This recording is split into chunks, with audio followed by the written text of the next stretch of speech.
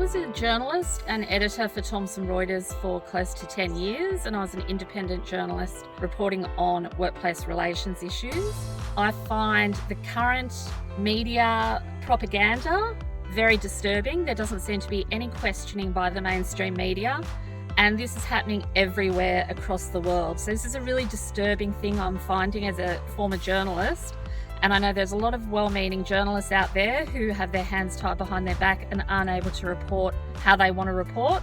I think a lot of people don't realise we have the green and the left movement always talking about fossil fuel companies and oil and gas companies and their influence, but I rarely hear them talking about pharmaceutical companies.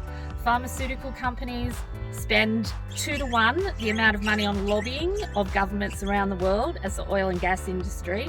They completely dominate our media.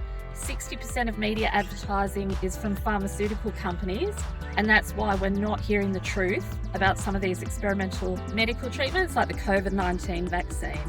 So media censorship, big tech censorship, that's a big one for me.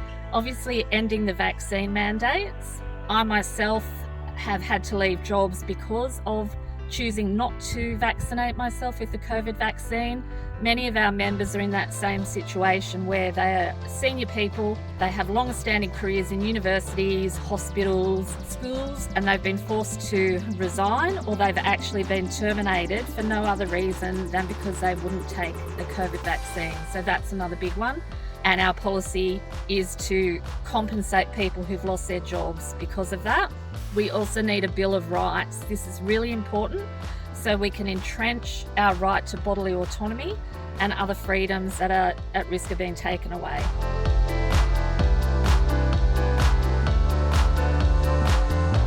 One of our policies that will be very beneficial to Tasmanians, and that's reducing income tax and company tax for all Tasmanian residents and all Tasmanian companies by 20%. So that will make a huge difference on living costs for Tasmanians, and it will also attract lots more industry to set up shop down here, which will in turn create more jobs. So that's a fantastic policy for Tasmanians.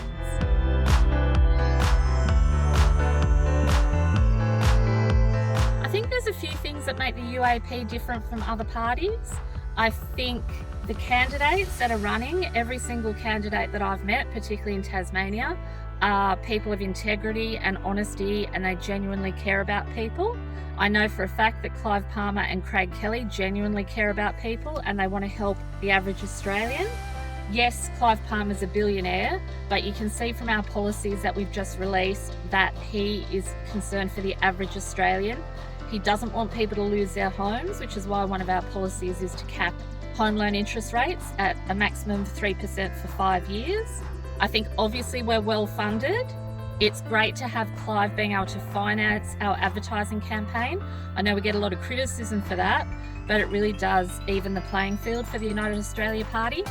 And I just think we're a great party. We're all solid, really proactive people, and I think we can win some seats, and I hope we do.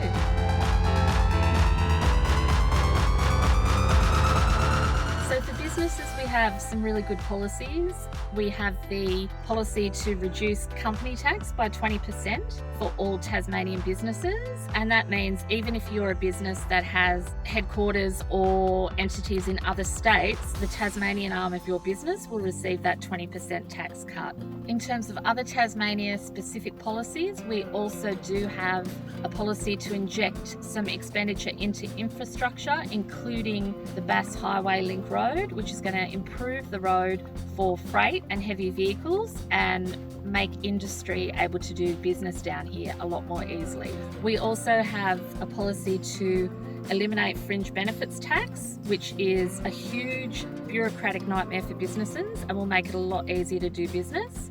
We also have a policy of abolishing provisional tax, and that's the tax that you pay up front as a sole trader or a small business, where it's based on your previous year's profits and you pay that in advance as a forecast of what you will earn the next year. We believe that's unfair and that you should only pay tax on your earnings as a company or a sole trader. And so our policy is to pay tax after you've earned the money, not before.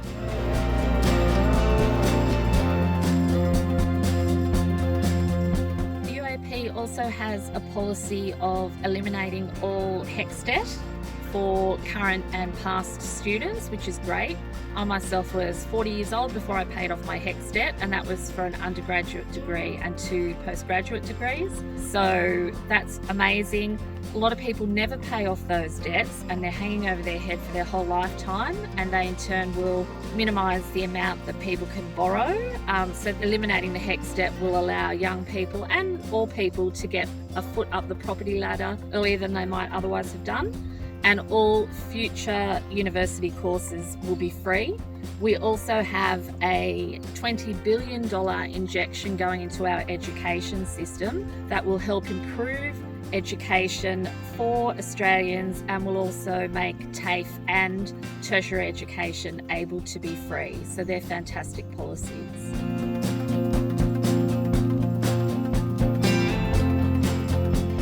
One of the big policies that will help us achieve all of our financial aims and our financial policies is a 15% export licence fee that will be payable by international companies buying our unprocessed iron ore. So this will mean an injection of billions of dollars into our budget each year, which will in turn help Australians pay off our $1 trillion debt faster within 20 years, without increasing income tax and without driving cost of living up.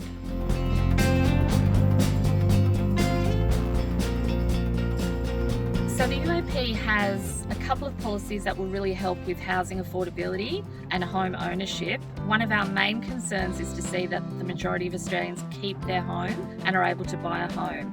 If you've got a home, you've got protection for your family and you've got more sovereignty over your own life. If you become a renter, you're more vulnerable, and particularly the elderly become more vulnerable. Our housing affordability policies include capping home loan interest rates at a maximum of 3% for 5 years in order to save people's homes, and that's one of our top priorities. We also have a policy that the first $30,000 per year that a homeowner pays towards their mortgage will be tax deductible. So that's $30,000 each year that's paid towards your home loan that's tax deductible. We also have an amazing policy that will help pensioners and the elderly stay in their homes by increasing the age pension by $180 a fortnight. That will help the elderly to pay their utilities and pay their rent if they don't own their own home. So that's another really important policy to keep people safe.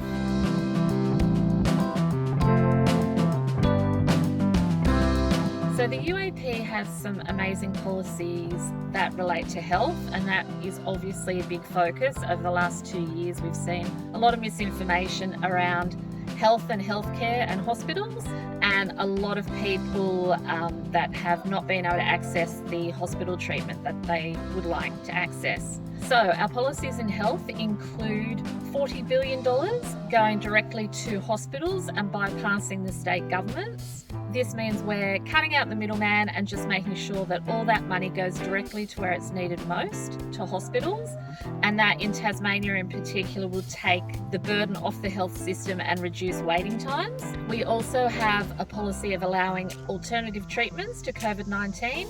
We've seen in Queensland recently the health minister allowing, as if it's their choice to allow, hydroxychloroquine as a treatment, and that would be one of the alternative treatments that we would like to see made available for treating COVID-19, because as we know, even if you have been vaccinated or if you haven't been vaccinated, people are still getting COVID and still need treatment. So we need an alternative to vaccination, so that's really important.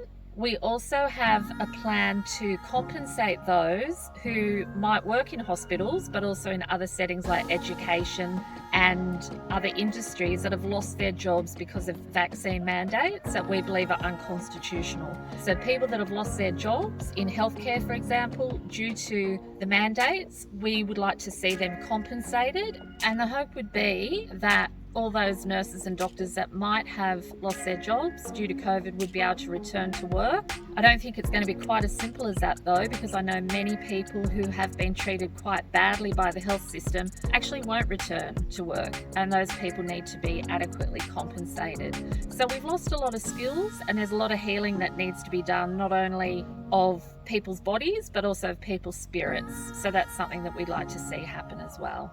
We also wanted to return the sanctity of the doctor-patient relationship, because we've seen our regulatory agencies in healthcare federally have given instructions to doctors on what they can and can't discuss or recommend with their patients. We want to see that lifted, and we'd like our doctors and other health practitioners to be able to recommend the treatment based on their patients' individual circumstances. So that's a high priority as well. We've seen a lot of medical practitioners silenced in the last 2 or so years and not be able to act in the best interests of their clients and their patients, and we want to see that reversed.